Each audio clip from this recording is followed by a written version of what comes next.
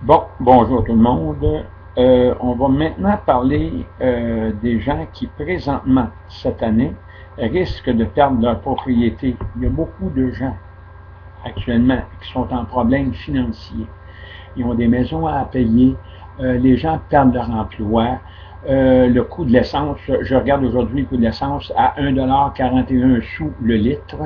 J'ai l'impression que ça ne va plus avec le portefeuille des contribuables. Ici, ça ne va plus avec le portefeuille des gens.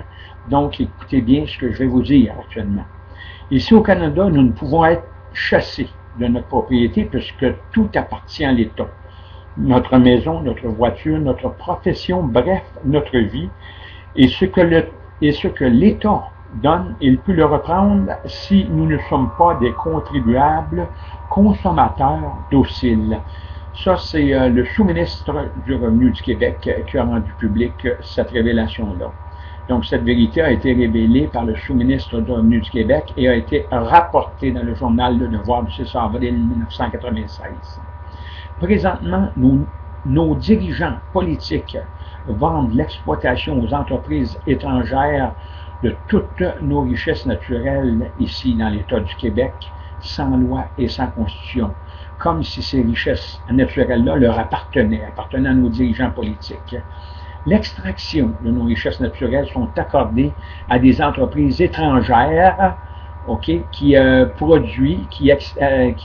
extraient ces produits-là, qui sont ensuite vendus à rabais et transformés dans des pays étrangers pour être ensuite achetés par nos gouvernements ici au Québec et au Canada au double du prix que notre richesse a été vendue aux étrangers, comme ça se passe présentement avec l'énergie de l'Hydro-Québec. Donc, vous savez que l'Hydro-Québec, présentement, vend de l'énergie à la Nouvelle-Angleterre à 6 sous le kilowatt et le rachète à 10 sous le kilowatt.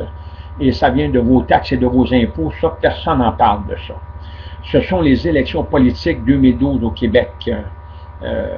Les chefs des principaux partis politiques, Jean Charest, Pauline Marois et François Legault, ils vont de leurs promesses électorales de baisse d'impôts, alors que tout appartient à l'État, de bonification des programmes sociaux tout en diminuant les impôts. Où ils vont prendre cet argent-là, croyez-vous? Ça ne tombe pas du ciel. L'essence est à 1,41 $, je me répète. 1,41 $ le litre aujourd'hui, dimanche.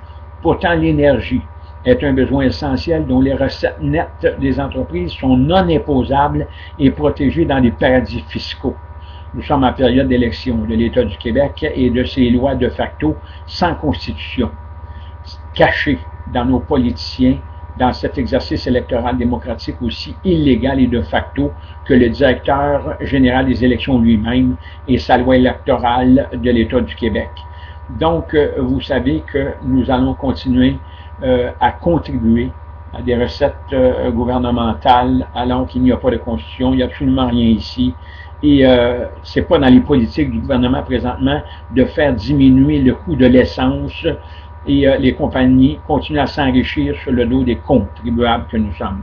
Oui, une fois de plus, nous nous retrouvons dans ce festival électoral de promesses aussi farfelues et frivoles les unes que les autres, telles les promesses de subvention, des dons, des crédits d'impôt aux entreprises pour la création d'emplois qui ne fait qu'agiter nos impulsifs électeurs et électrices, vous-même, qui êtes esclaves dans votre quête d'un meilleur confort et d'une place encore plus grande dans vos loisirs.